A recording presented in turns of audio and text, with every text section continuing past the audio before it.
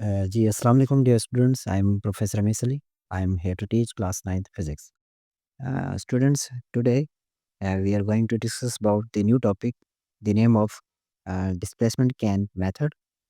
And this topic is very simple and same as miring cylinder.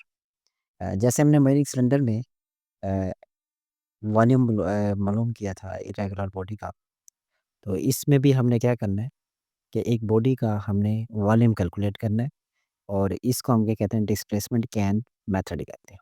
Clear? तो first of all, अगर आप मेरे channel पे आगे हैं तो मेरे चैनल को सब्सक्राइब करें। बेल आइकन का जो बटन है वो आप उसे ऑन करें ताकि हर न्यू आने वाला जो लेक्चर है वो आप तक पहुंच सके। तो without wasting of time, come to the topic. Dear, first introduction हम डिस्कस करते हैं कि इंट्रोडक्शन क्या है इसके अंदर। आप मतलब ये यहाँ पे डेफिनेशन भी लिख सकते हैं। तो if the body does not fit into the miring cylinder, then an overflow can or displacement can of wide opening is used.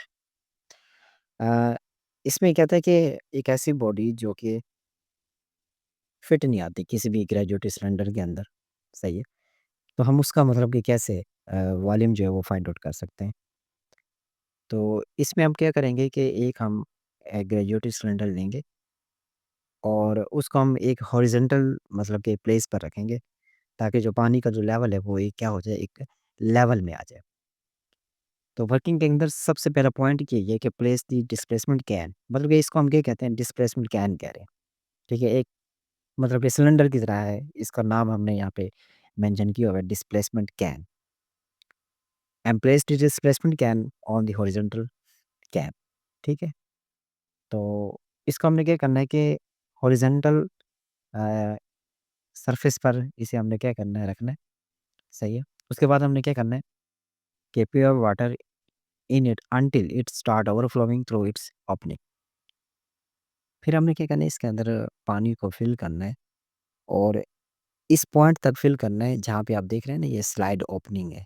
ठीक है, आपने बिल्कुल इसके सामने मतलब कि इस लेवल तक आपने पानी फिल करना है और ताकि इसके अंदर हम वो जो बॉडी है वो डिप करें तो इसमें से पानी क्या हो, फ्लो हो।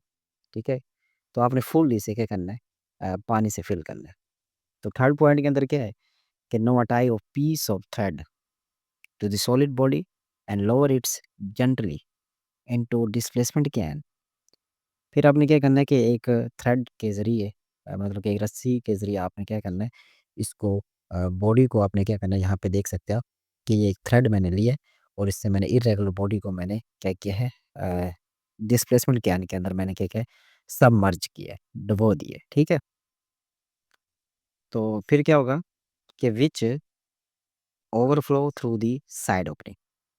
अब जैसे ही आप इसको इसके अंदर क्या करेंगे, मर्ज करेंगे, ठीक है, तो पानी जो है बेसिकली ओवरफ्लो करेगा, यहाँ से निकलना स्टार्ट होगा और जिसको हम एक बीकर के ज़रिए हम क्या करेंगे, कलेक्ट करेंगे। क्या करेंगे, बीकर के ज़रिए कलेक्ट करेंगे, क्योंकि यहाँ से इसलिए ही यहाँ से मतलब कि फ़्लो करेगा क्योंकि जब हम किसी भी ऑब्जेक्ट को पानी के अंदर डिस्प्लेस करते हैं तो बेसिकली उसने अपने वॉल्यूम के हिसाब से वो जगह जो है वो डिस्प्लेस करनी होती है। अब वो जब जगह डिस्प्लेस करेगा तो इट्स मीन दैट उसके अकॉर्डिंग जो पानी होगा वो तो बाहर निकलेगा ना, तो उसको हमने क्या करना है, एक बीकर के ज़रिए से हमने क्या करना है, उसे कलेक्ट करना है। क्लियर? अब इसका जो बेसिकली रिज़ल्ट है, रिज़ल्ट के अंदर क्या होगा, द वाटर और liquid is collected in a beaker and its volume is measured by the measuring cylinder. This is equal to the volume of solid body. अब जो आपने मतलब कि ये जो बॉडी थी, सॉलिड बॉडी जो भी है, इसको आपने इसके अंदर डिप किया और डिप करने के बाद जो इसके वॉल्यूम के अकॉर्डिंग जो पानी बाहर निकलेगा, वो जिसे हम बीकर के अंदर क्या करेंगे, कलेक्ट करेंगे, उसको हम मेजर करेंगे।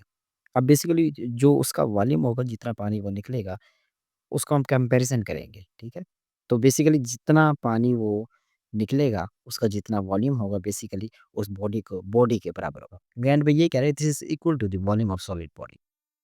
वो वाटर जो होगा, वो लिक्विड जो होगा, is equal to the volume of solid body. वो सॉलिड बॉडी के क्या होगा, बिल्कुल बराबर होगा, ठीक है? तो स्टूडेंट्स, आपने अगर एग्ज़ाम में आ जाते हैं शॉर्ट क्वेश्चन, तो बेसिकली आपने क्या करना है, ये शॉर्ट लिखना है और इसकी मतलब कि डायग्राम भी आपने क्या करनी है, बना देनी है। तो एज़ अ लॉन्ग पूछ लेता है, वैसे ये है तो short question, as a long आ भी सकता है।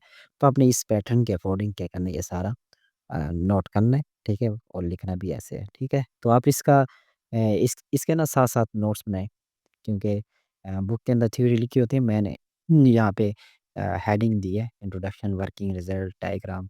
तो आपने एग्ज़ाम में भी बिल्कुल क्या करना है, इसी पैटर्न के अकॉर्डिंग लिखना है, ठीक है? तो उम्मीद करता हूँ ये लेक्चर आपको समझ आ गया होगा। हाँ, अगर कोई बात आपको समझ नहीं आती, कोई बात कन्फ्यूज़ कर रही होती है, तो आप कमेंट्स के अंदर मुझसे पूछ सकते हैं, ठीक है?